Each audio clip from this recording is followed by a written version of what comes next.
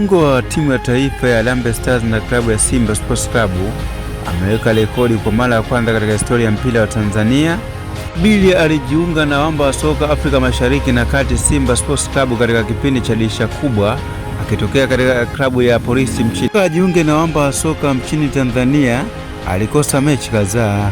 Alikosa mechi za ligi ya mabingwa barani Afrika na NBC Premier League kutokana na majeraha.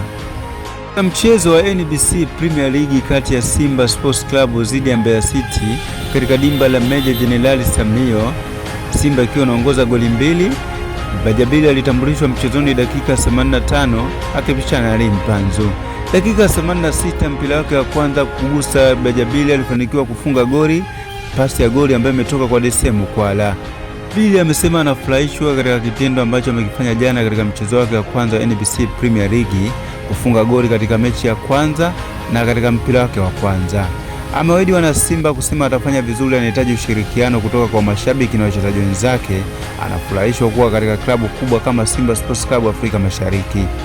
Simba ni timu kubwa na Simba ni timu ambayo imekuwa na mashabiki wengi, na Simba ni klabu ambayo imekuwa na pressure sana kwa mchezaji ukiwa unajiunga.